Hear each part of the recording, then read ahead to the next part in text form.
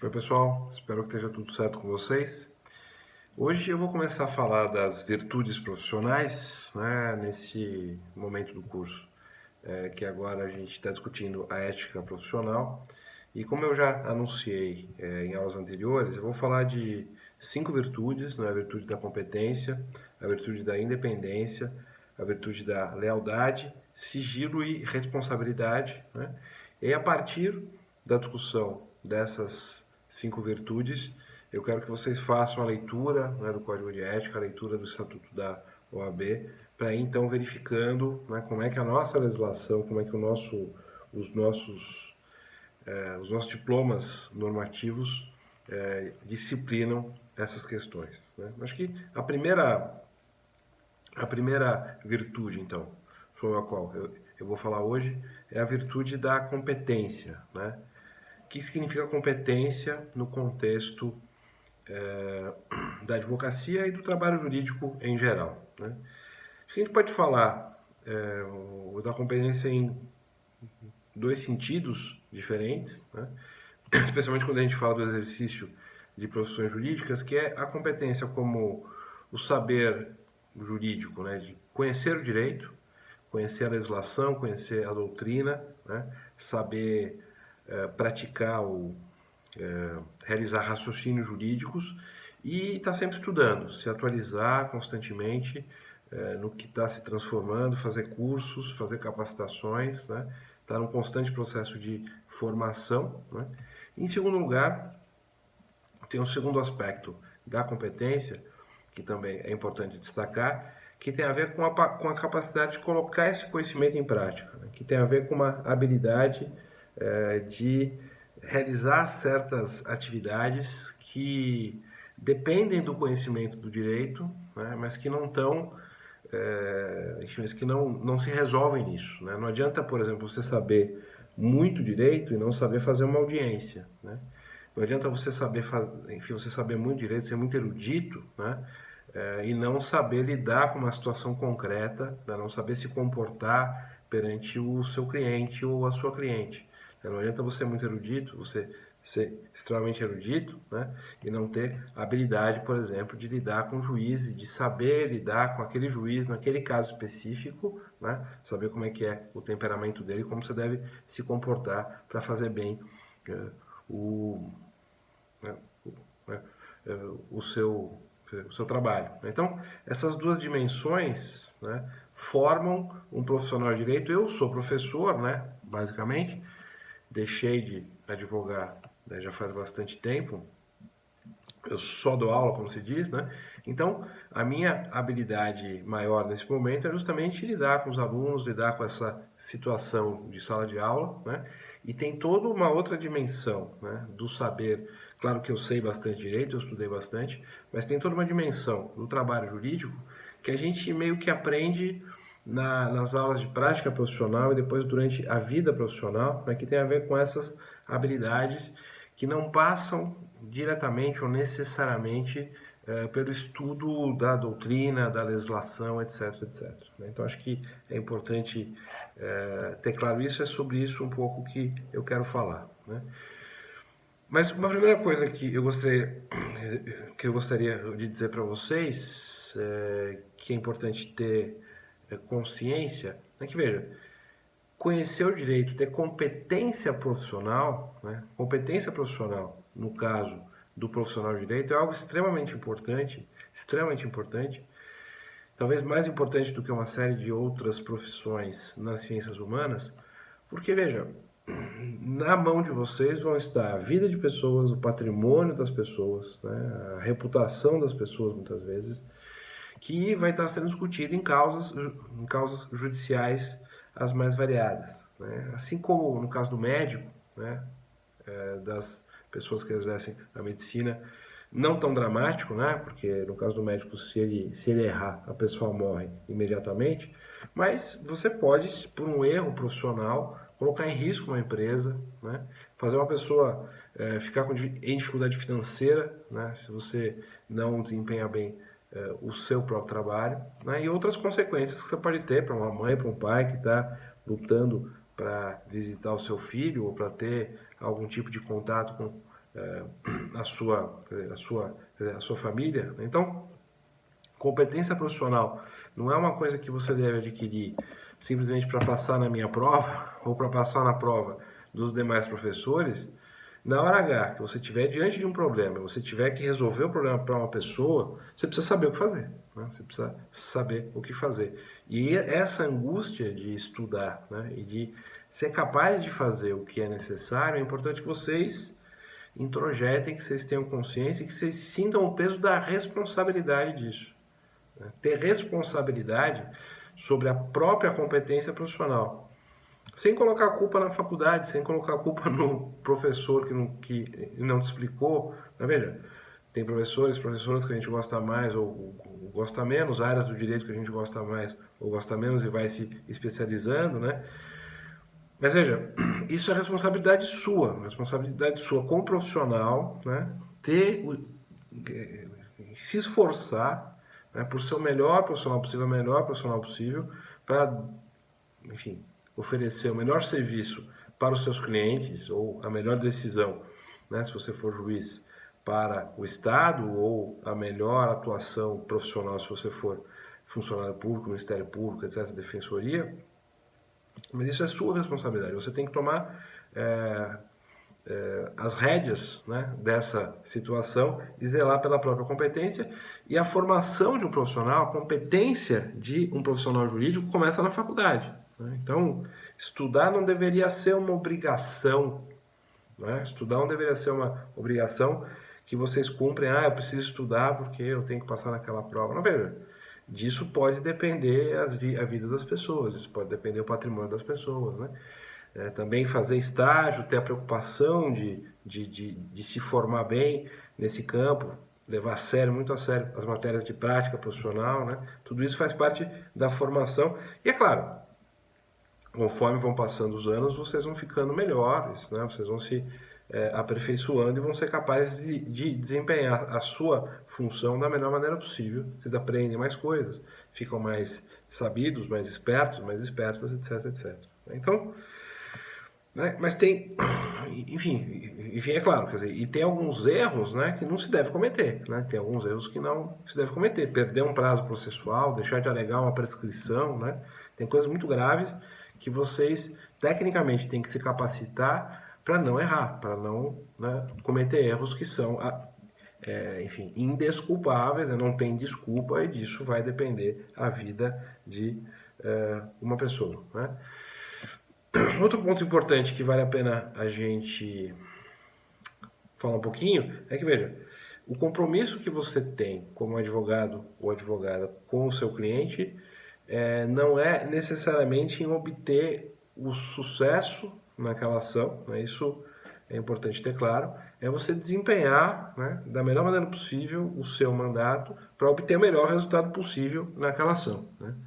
Sempre vai ter um risco envolvido, né? Sempre vai ter um risco envolvido, e o procedimento adequado é você falar sobre isso com o seu cliente, falar sobre isso com as pessoas para quem você está trabalhando, esclarecer a pessoa, né, de que existem riscos envolvidos, pode ser que a pessoa ganhe, pode ser que a pessoa não ganhe, pode ser que ela tenha sucesso, pode ser que ela não tenha sucesso, né? Isso faz parte de um processo de diálogo que é importante ter com o seu cliente, esclarecendo essa pessoa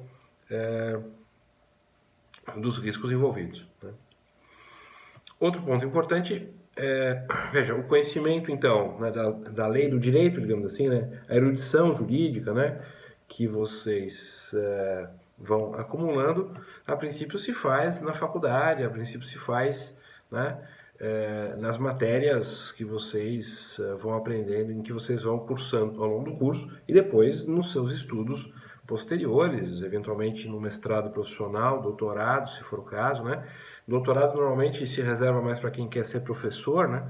Quem quer de fato ser professor universitário, mas vocês podem fazer uma especialização, um mestrado profissional para fins, né, de aperfeiçoamento da sua atividade mais do foro, ou se for uma atividade consultiva, né? A sua atividade como advogada, ou como profissional de direito, né? E o doutorado normalmente é destinado mais para quem quer dar aula e ser pesquisador, pesquisadora, né? Mas essa competência se adquire assim. E a competência prática, né, de colocar esse conhecimento em prática, normalmente você vai adquirir nos estágios, nas matérias de prática, né, e na vida profissional.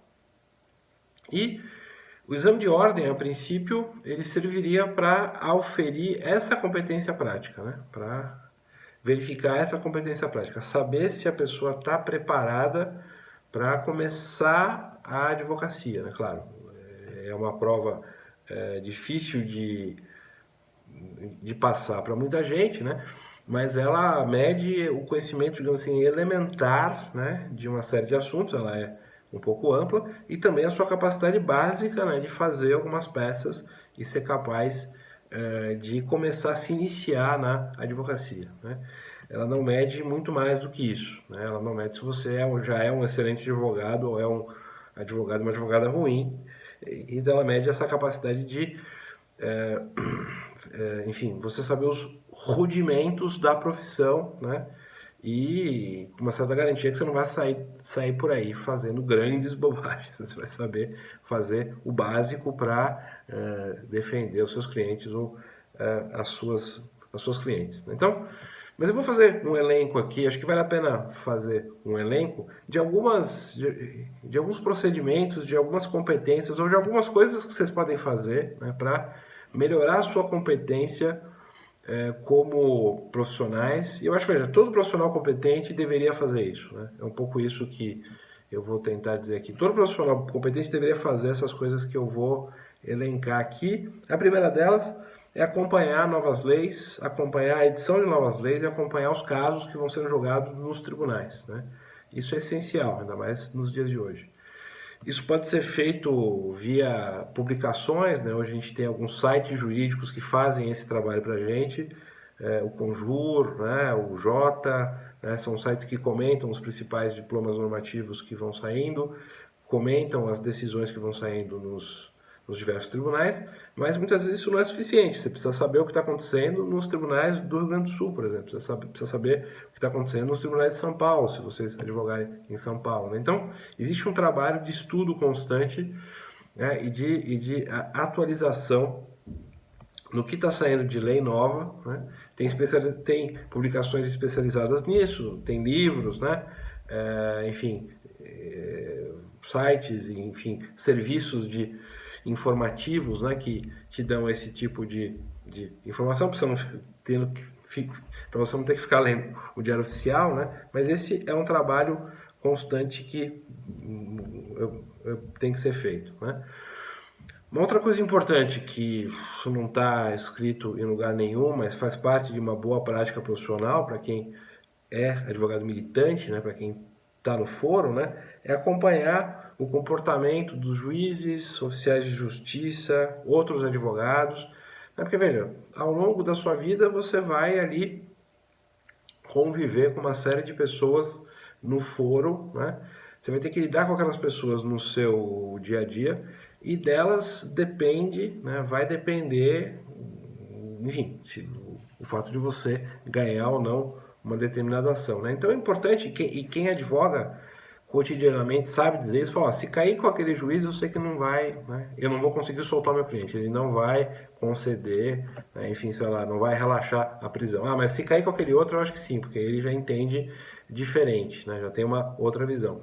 Esse é o tipo de conhecimento que você vai adquirindo na prática. Eu, por exemplo, nesse momento eu não tenho esse conhecimento, eu não estou advogando aqui no Rio Grande do Sul, né? Então eu não sei como é que os juízes se comportam. Eu teria que gastar ali, se eu fosse voltar a advogar, teria que gastar ali uns 6 meses, né, camelando ali um pouco para conseguir me situar nesse tipo de informação, conversar com colegas, etc, né? Mas isso faz parte também da sua habilidade, saber lidar com essas pessoas, saber como elas pensam, como elas se comportam, para também saber se dirigir a elas, pedir as coisas, né? Tem pessoas que são mais formais, pessoas que são menos informais, mais sensíveis ou mais despachadas, mais diretas, né? Então ter essa habilidade faz parte, né, do conhecimento ou da competência profissional. Isso não é medido pela OAB, evidentemente, Mas a gente sabe que um bom advogado, né, uma boa advogada, sabe disso, né?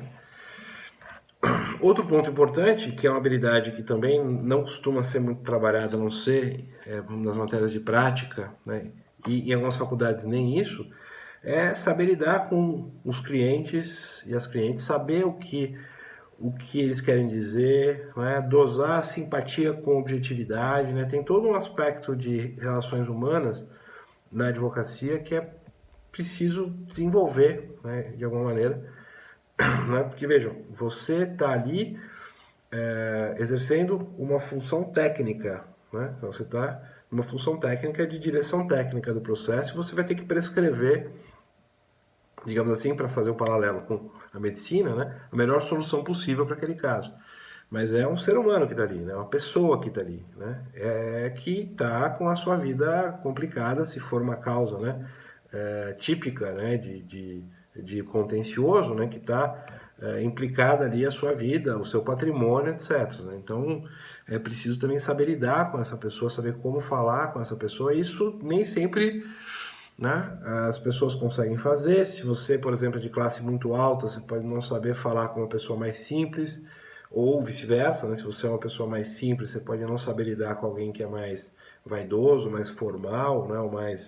Ou se acha mais nobre, digamos assim, né? Então, essas habilidades, essa sensibilidade humana também faz parte da competência profissional. É importante investir nisso e pensar nisso, né? Refletir sobre isso, né? E acumular conhecimento sobre isso, até eventualmente pensando, né, em conversar sobre, estudar um pouco de psicologia, ler sobre isso, né, relações humanas, para entender como isso funciona, mas muito na atividade prática, né, os advogados e advogadas vão aprendendo isso, como eu também, como professor, vou aprendendo a me relacionar com os alunos e alunas.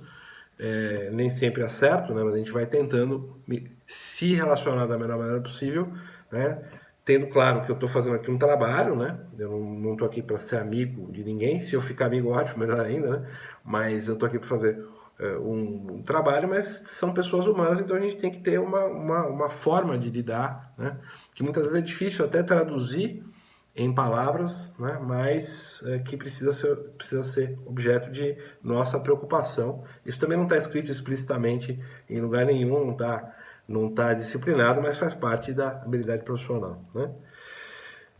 Outro ponto importante, saber lidar com a parte contrária, né? Seus advogados, inclusive pessoas mal informadas e mal educadas, né? Aqui vale a pena falar um pouquinho sobre o seguinte, veja, não é porque você é parte de um processo, né, e do outro lado tem uma outra parte com quem você está disputando, que virou luta de boxe, certo? Não é MMA, né? Você está ali numa disputa técnica, você está numa disputa entre versões disciplinada pelo processo, né, em função, né, do objetivo de servir a justiça e produzir ali para o seu cliente a melhor defesa possível, ou se você estiver do outro lado, né, enfim, a melhor acusação possível, né, e aí o juiz então vai decidir com base naquelas informações. Ao mesmo tempo, aí é uma linha tênue, né? Ao mesmo tempo que você, claro, você precisa ser combativo, você precisa ser, né, incisivo, incisiva, você não pode ser passivo, você não pode ser, né, mesmo que seja uma disputa, que você esteja escrevendo um parecer, né, você tem que defender aquela causa, né? Mas isso não significa que você vai tomar partido a ponto de tratar a outra parte como sua inimiga, né?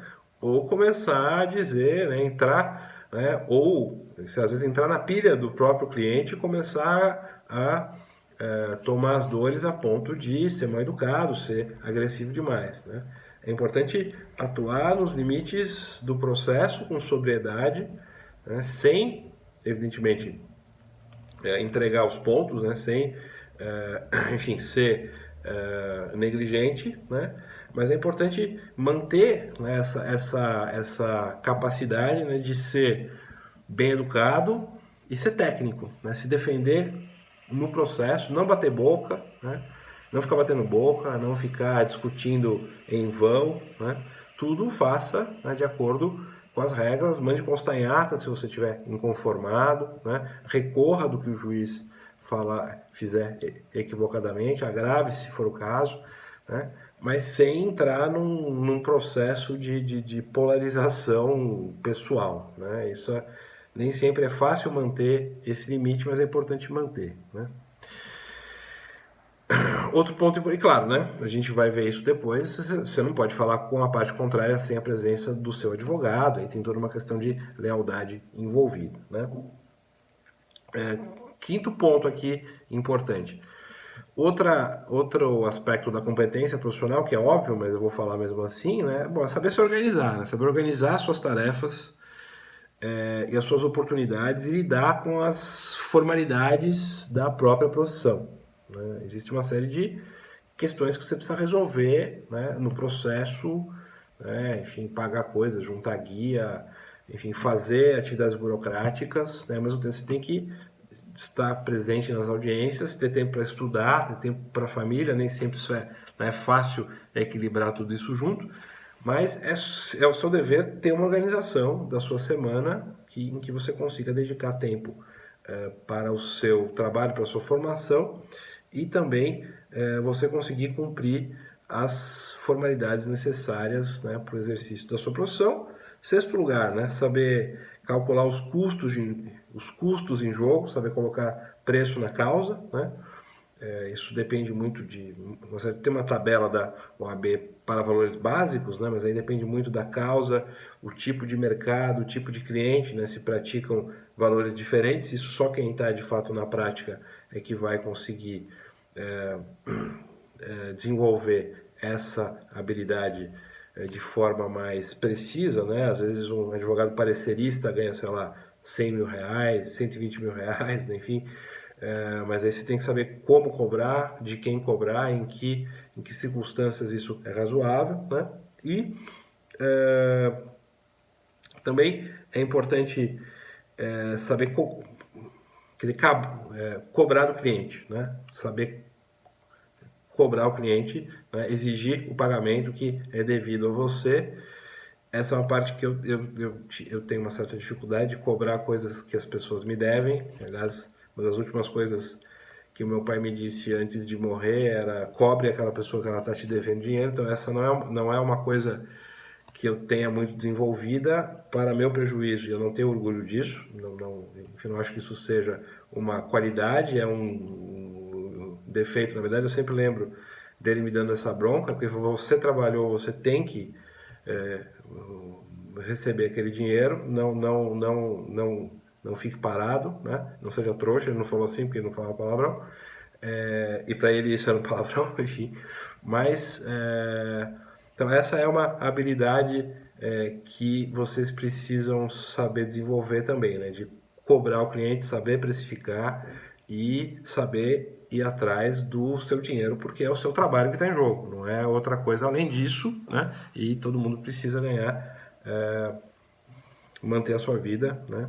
E ganhar dinheiro. E uma última coisa, que é outro aspecto bastante complicado da profissão, é saber captar clientes, né? Como é que se capta clientes? Existe toda uma regulação, vocês vão ler isso no Estatuto da OAB, né, que procura... Eu não vou repetir os artigos aqui, tá? Eu peço que vocês leiam. O que eu queria que a gente estabelecesse a seguinte dinâmica: eu vou fazer essa aula expositiva, eu quero que vocês leiam o Código de Ética e a gente discute nas aulas dialogadas, nas aulas ao vivo, os artigos do Estatuto de Ética, tá? A partir da leitura de vocês. Fica essa combinação. A gente vai discutindo aqui dessa forma mais geral, e depois nas aulas ao vivo a gente faz uma discussão sobre como é que o Estatuto de Ética coloca essas questões, e vocês leiam em casa para não ficar repetindo aqui, porque é muito chato, né? Mas tem toda lá uma disciplina de como é que deve se comportar o advogado para captar a clientela, no aspecto de que ele não deve mercantilizar a profissão, ele não deve apresentar a profissão como se fosse um produto, né? Como se você estivesse vendendo sabão. Nada contra quem vende sabão, né? Mas a ideia é que você capte clientes a partir da sua fama, né? Da sua capacidade profissional e de contatos pessoais, né? Isso é uma coisa que nem sempre fica claro para quem está começando na profissão, né? Uma advocacia bem-sucedida muitas vezes depende de contatos pessoais porque é uma atividade de confiança. Então, muitas vezes quem já vem de uma família de advogados ou quem já vem de uma família, por exemplo, no campo empresarial e conhece uma série de pessoas, acaba tendo mais facilidade de captar esses clientes, né, de gerar confiança e, claro, depois ele precisa manter esses clientes com um bom trabalho, né? Não adianta só as relações pessoais, mas ter uma rede, né, o famoso networking, né? Ter um networking é extremamente importante para a captação de clientes e dá para você investir nisso de maneira, né, lícita, sem um comportamento escandaloso, né? Enfim, frequentando os espaços, né, indo nas festas, conhecendo as pessoas, se apresentando como advogado, como advogada, né, frequentando espaços acadêmicos, frequentando espaços empresariais, né, tendo contato com, bem, um cliente vai indicar para outro, né, mas dá para você ter essa circulação na esfera pública, né, eventualmente tentar escrever para um jornal local ou para um jornal maior, se vocês tiverem esse espaço. Dá para tentar aparecer na televisão desde que você não dê consulta, né? Isso está especificado no Código de Ética, mas é possível investir nisso e tem gente que faz isso muito bem, né? Tem gente que faz isso muito bem. Eu lembro de um advogado que eu conheci uma vez, que ele me disse que estava vivendo praticamente da comunidade coreana de São Paulo, né? Porque ele teve um cliente que enfim, coreano, né? Se deu muito bem com ele, enfim, deu tudo certo ali naquela relação. E esse cliente foi trazendo outras pessoas, né? Foi trazendo outras pessoas daquela comunidade, que acho que nesse caso era relativamente fechada, e ele virou uma espécie de referência para aquelas pessoas e estava ali o tempo todo trabalhando para aquele grupo específico. Então, também vão acontecendo coisas assim. Mas, claro, em primeiro lugar deve estar a sua competência, a sua capacidade de, né, gerar, de ter empatia, de lidar com as pessoas, de oferecer um bom serviço, né? E, e com isso vocês vão aos poucos captando a sua própria clientela, né? Sem nenhum problema. Claro, tem gente que tem mais sucesso nisso do que outras pessoas, né? Existem pessoas que são, enfim, eu não vou citar nomes também, mas eu tenho enfim, um grupo de colegas da faculdade que montaram um escritório, né? Um deles é muito erudito, sabe muito direito, etc. É muito esperto. E tem um deles que é o cara do social. Ele é ex-filho de político, né? É, tem, que tem família de político, sabe muito direito também, é competente, mas certamente o papel dele naquela sociedade é trazer clientela, né? Claramente trazer clientela, porque é o fulano extremamente simpático, aquela pessoa que você já fica amigo em 5 minutos, e de fato ele é muito simpático, ele é muito agradável, né? É uma pessoa muito inteligente também, gera muita confiança e ele vai conseguindo então trazer, né, clientes para esse escritório, não que os outros não tragam também, mas ele, né, é o cara do networking, aquele cara que conhece todo mundo, que já, né, enfim, pessoas importantes, etc. E também pessoas menos importantes, né, enfim. Então esse né, é um asset, né, é um patrimônio importante para qualquer escritório, alguém que saiba fazer isso e que tenha esse tipo de habilidade, né? Bom,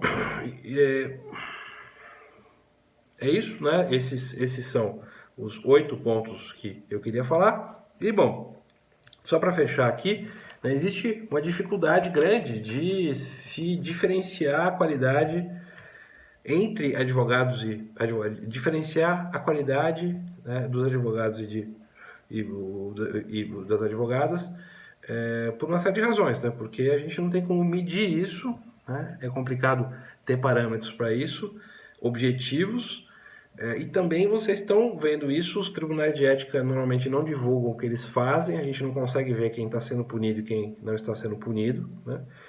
E de uma certa maneira existe uma tendência à mediocridade na profissão, muitas vezes, né? Até pela falta dessa capacidade de diferenciação com a quantidade de faculdades que a gente tem também, né?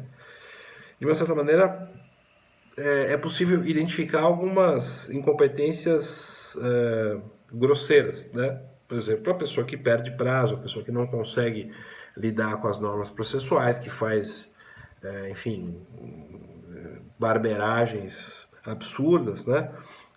Mas de qualquer maneira, essa é uma questão, né? Acho que talvez os órgãos disciplinares pudessem ter um papel maior, né?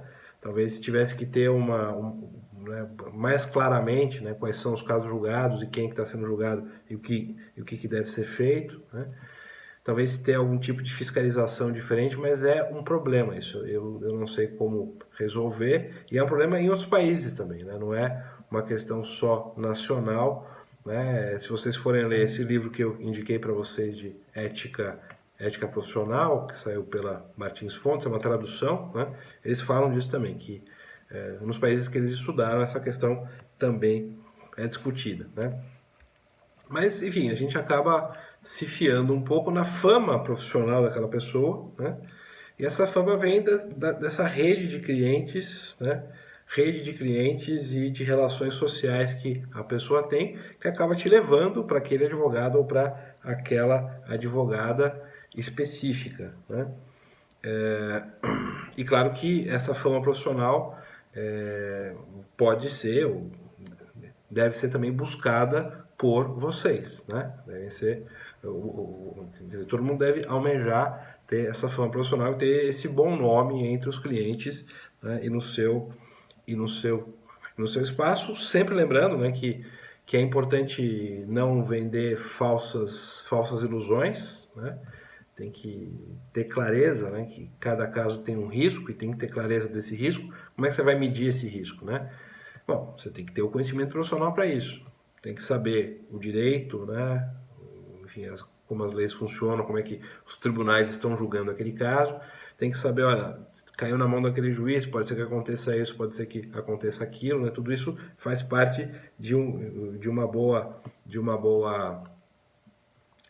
atividade profissional. Enfim, então a gente acaba confiando muito na fama profissional, né? Mas isso também é complicado, né? Porque será que isso funciona em cidades muito grandes, por exemplo, né? Se você precisa de um advogado? Isso é muito comum, né? Alguém precisa de um advogado, sabe que eu sou professor de direito e vem falar comigo. Eu fico meio assim, como é que eu vou indicar, né? Que a cidade é muito grande, né? Tem muita gente, eu tenho alguns amigos que eu sempre indico, eu já tenho alguns ex-alunos da Unicinos que eu tenho confiança de indicar, porque eu sei como trabalha, eu participei da formação e vejo a seriedade que a pessoa tem, especialmente, enfim, em áreas que eu entendo, né? Porque eu também não vou indicar para ninguém um advogado, sei lá, enfim, direito empresarial, que é uma área que eu não tenho nenhuma qualificação, apesar de ter muitos amigos que entendam disso, até poderia indicar esses meus amigos, conversa com esse fulano aqui que ele entende, né? Mas enfim, é uma questão essa, né? Como é que a gente identifica um profissional de qualidade se tem todo uma proibição da publicidade, né? Tem todas essas regras, né? Proibindo a publicidade, proibindo que os advogados falem bem de si mesmos, né? E se vendam de uma certa maneira, né? Como é que as pessoas vão conhecer, né? A questão é essa, como é que as pessoas vão conhecer os bons advogados e as más advogadas se eu não permito a publicidade, né? Se eu combato, né, essa forma de divulgação, né? E confio só na fama profissional, né? Na fama profissional, né? Então, essa é uma questão. E claro, quando a gente está falando aí de juízes, promotores, né? Aí a questão é um pouquinho diferente, né? A gente pode dizer talvez que nesse caso a busca da fama, né? A busca do reconhecimento público, a gente pode até arriscar dizer que pode ser até uma deformação profissional, né? Porque o advogado e a advogada precisa disso para captação de clientela, né? Eu preciso ser conhecido como um bom advogado, uma boa advogada para as pessoas poderem me procurar. Agora, o juiz, a juíza, o promotor, a promotora, o defensor público não depende disso para ganhar o seu salário, né? A sua busca por fama, né? deve ser olhada com bastante cautela, né? Com bastante cautela, porque certamente não faz parte das suas necessidades profissionais, né? Até se espera, a princípio, dessas figuras que têm, inclusive, um comportamento mais discreto ainda do que o advogado tem que ter, ou a advogada tem que ter, né? Porque ele já tem o seu salário garantido, não precisa ficar famoso, né? Para sobreviver, né? Então, esse é um aspecto interessante para a gente discutir nesse caso específico, né, dessas outras figuras. Então, acho que é basicamente isso que eu queria falar sobre competência, né, sobre essa ideia. Então, só para fechar, né, então, basicamente, quando eu falo de competência, estou falando da competência profissional, que é composta basicamente da competência, né, de conhecer o direito e, em segundo lugar, saber colocar isso em prática, né, a competência prática. E aí eu falei de alguns elementos, né, que compõem essa competência e levantei alguns pontos aí para gente discutir. E aí eu peço então que vocês leiam o Código de Ética e o Estatuto da OAB, mas mais o Código de Ética, para a gente aí durante a aula dialogada, né, a gente ao vivo, a gente conversar sobre os artigos do Estatuto que dizem respeito à competência profissional. E esse ponto eu queria só insistir, né, que vejam, a competência profissional é um dever profissional, né, é um dever profissional. Então você tem que buscar ser competente, tem que perseguir essa competência, né, perseguir essa competência. Isso se faz, né, tanto estudando, quanto trabalhando, quanto também perguntando, né, conversando com os colegas, trocando experiência, né, fazendo cursos, fazendo capacitações, né, se dedicando a isso, se preocupando com isso, né, enfim, eventualmente fazendo cursos fora mesmo da área do direito, sei lá, da psicologia, administração de empresa, administração de escritório, né, que é um aspecto importante da sua vida, né, informática, né, tudo isso pode fazer parte hoje em dia, talvez até saber lidar com alguma coisa de inteligência artificial para poder usar no seu próprio trabalho, isso já está chegando nos escritórios, né? Então, tudo isso faz parte, então isso é um dever, isso que eu estou falando, quer dizer, é uma virtude profissional no sentido de que você deve cultivar essa virtude, você deve dedicar tempo para desenvolver essa virtude, você deve dedicar dinheiro para desenvolver essa virtude. Os bons escritórios, grandes escritórios, pagam cursos para os seus advogados, pagam capacitações, muitas vezes chamam palestrantes para dar aula então, para os seus advogados. Isso é relativamente comum, dependendo do escritório. Eu já fui, por exemplo, falar em um, enfim, escritório de um, enfim, enfim, enfim, conhecido meu, né? Mas como eu não sei cobrar, eu acabei não cobrando nada. Se meu pai tivesse vivo, certamente ele teria me dado uma bronca. Mas enfim, eu fui nesse espírito acadêmico, né? Mas enfim, me arrependo um pouco disso nesse caso, porque eu falo de graça. Para a academia eu falo de graça. Universidade eu sempre falo de graça. Agora, se eu estou falando para profissionais ou para cursos que são pagos, né? Para cursos pagos, aí eu tenho que receber alguma coisa porque eu acho justo, né? Agora, se eu estou simplesmente falando para fins acadêmicos, aí é praxe você não cobrar nada porque é pela ciência, né? Mas se eu estou ajudando a capacitar uma equipe profissional que depois vai ter lucro com isso, né? Ou eu estou falando num curso que está cobrando das pessoas que estão ouvindo, é razoável que eu fique com uma parte desse dinheiro, mas eu falhei miseravelmente nesse caso, então, e não tenho orgulho disso, eu estou rindo, na verdade, de nervoso, né? Diante da minha própria incompetência, mas enfim, é importante que vocês desenvolvam essas capacidades de, enfim, que vocês dediquem tempo, né, para desenvolvê-las, enfim, da melhor maneira possível, tá?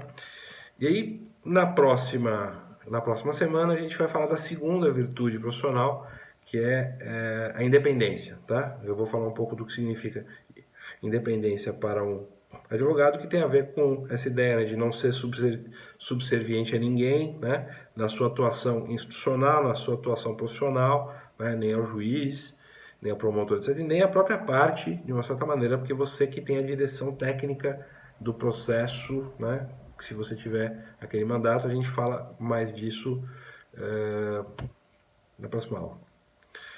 Tudo bem? Então, até a próxima. Muito obrigado e a gente se vê na próxima semana.